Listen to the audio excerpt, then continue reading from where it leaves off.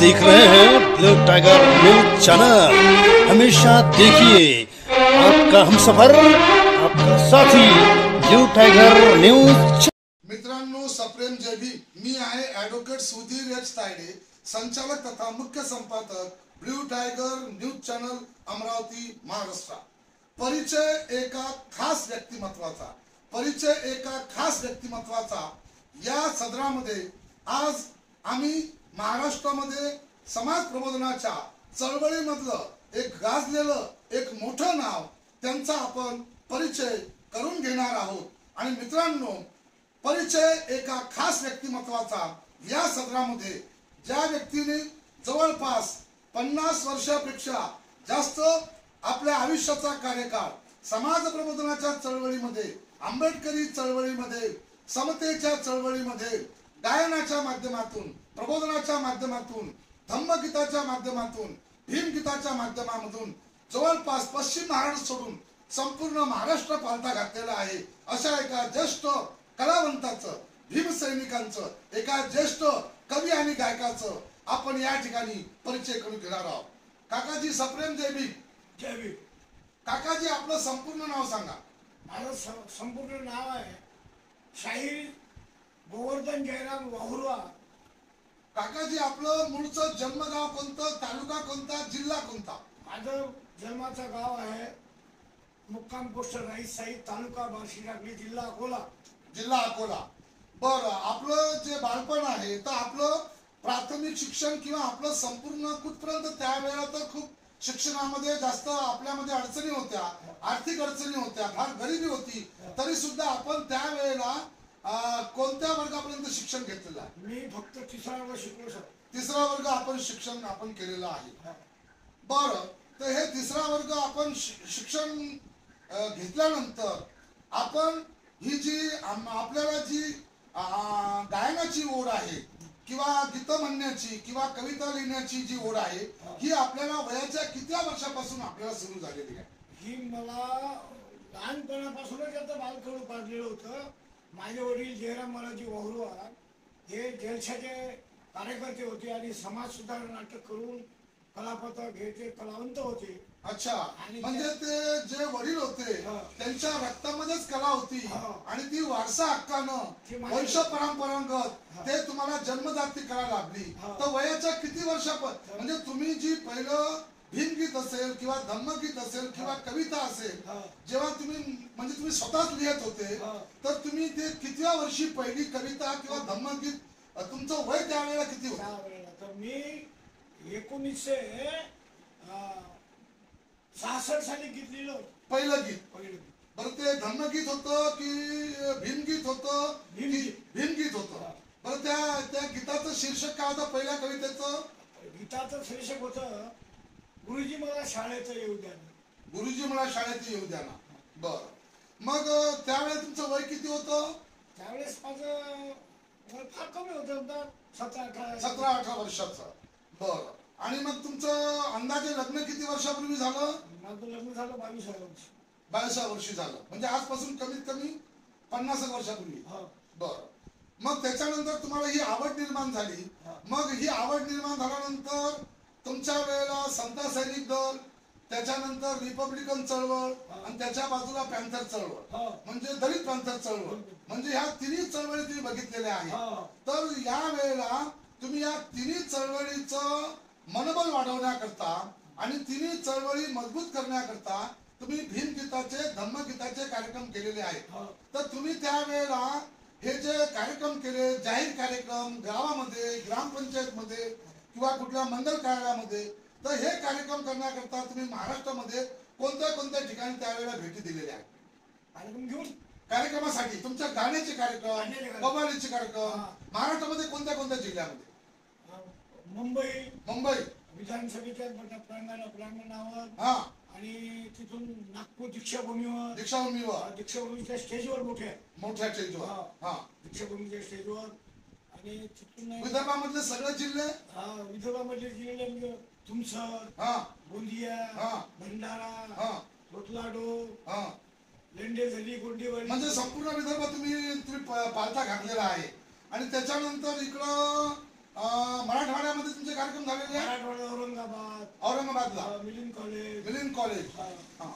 बरोबर. त्यावेळेला तुमचा जो काळ होता त्या काळामध्ये समता सैनिक दल, रिपब्लिकन चळवळ आणि पॅन्थर ह्या तिन्ही चळवळी मोठ्या जोमामध्ये होत्या.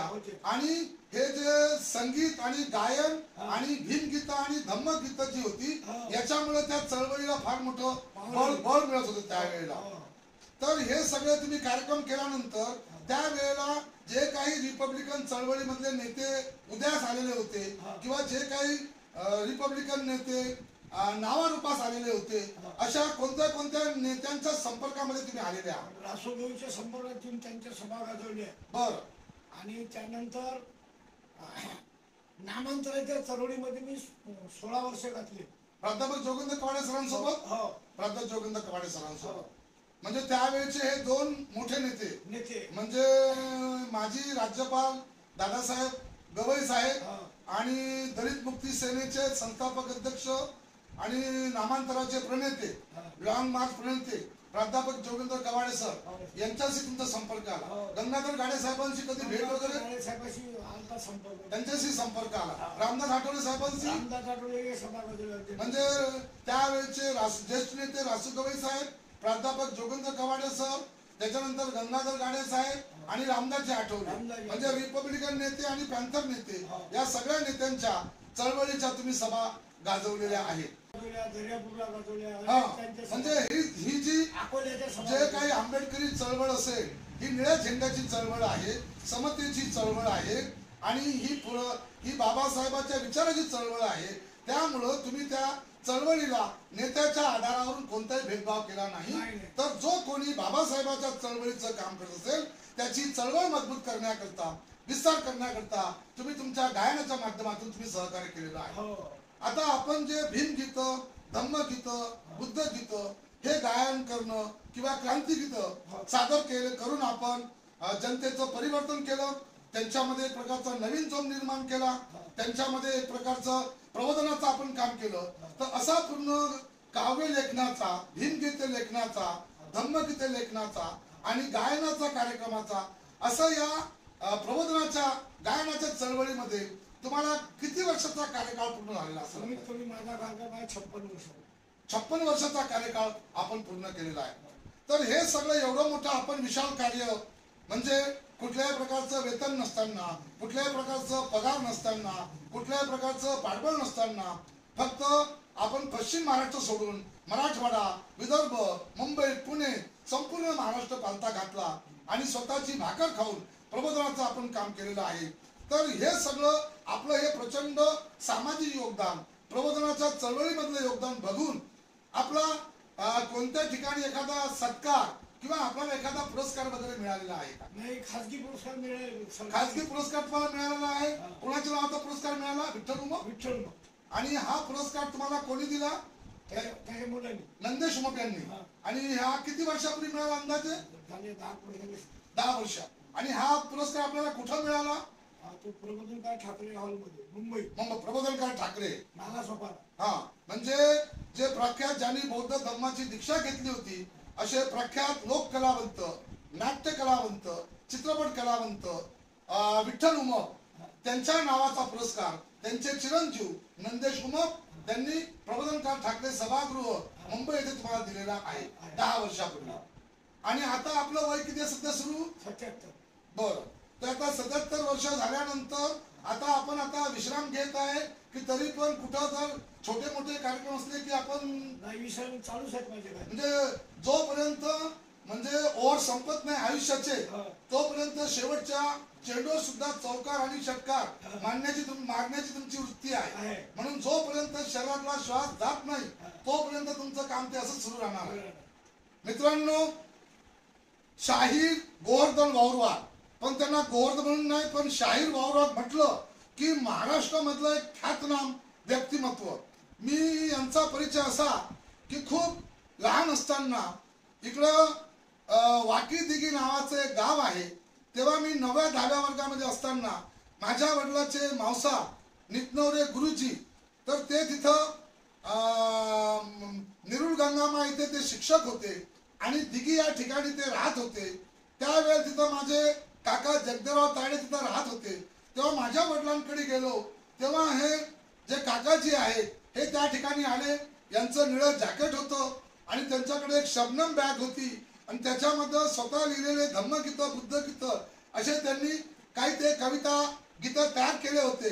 आणि त्यांच्यासोबत मी माझ्या आजोबाच्या घरी आंब्याचा आमरस आणि त्या ठिकाणी पाहुणचार घेतला आणि माझ्या आजोबांनी काही पुस्तकं घेऊन त्यांना काही धम्मदान दिलं होतं. आणि एक 30 वर्षापूर्वी किंवा त्याच्यापेक्षा जास्त काळ झाला असेल तेव्हा त्यांची माझी भेट होती.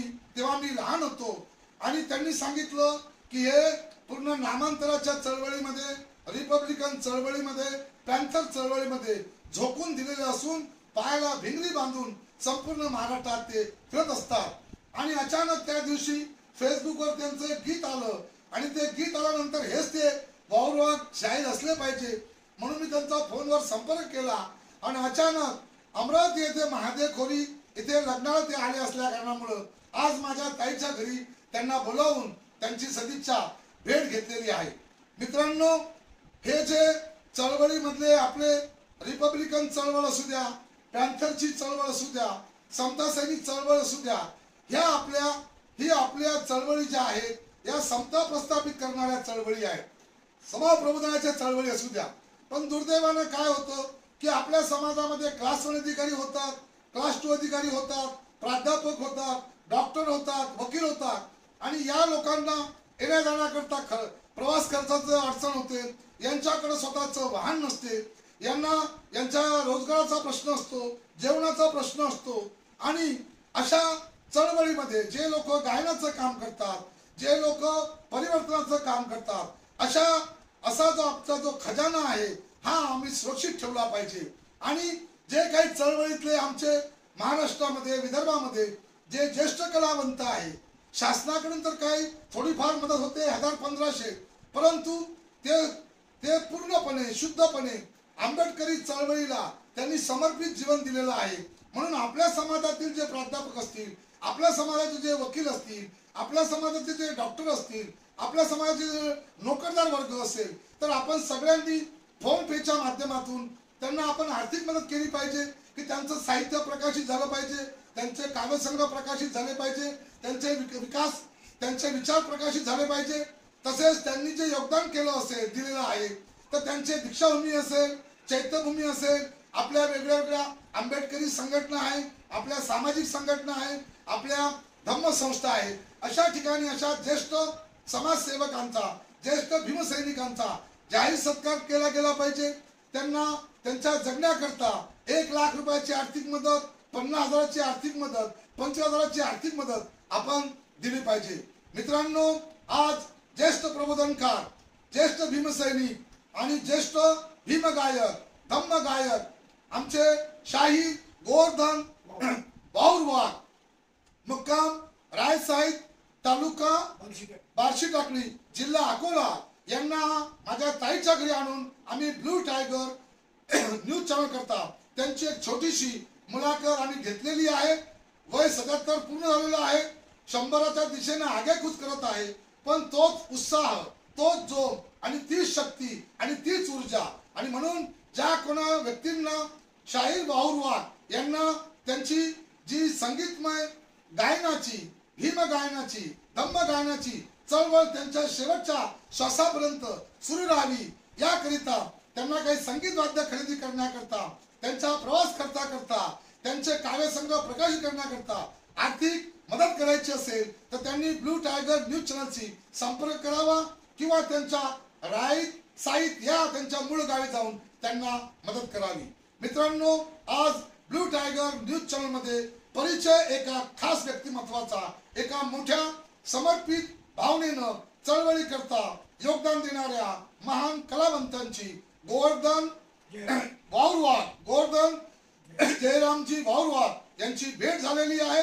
आणि या स्टुडिओमध्ये त्यांनी सदिच्छा या ठिकाणी भेट देऊन दिल्याबद्दल त्यांचे मी आभार व्यक्त करतो मित्रांनो. आणि त्यांना तथागत दीर्घायुष्य देवो आणि त्यांचे उर्वरित त्यांच्या शेवटच्या चेंडूवर सुद्धा त्यांचा चौकार षटकार त्यांचा लागत राहो आणि शेवटचा श्वास शरीरामध्ये असेपर्यंत त्यांच्या गीताच्या माध्यमातून या देशामध्ये सामाजिक परिवर्तन घडत राहो अशी सदिच्छा या ठिकाणी व्यक्त करतो. या ठिकाणी थांबतो. जय शिवराय, जय भीमराय, जय महाराष्ट्र, जय हिंद, जय संविधान. धन्यवाद.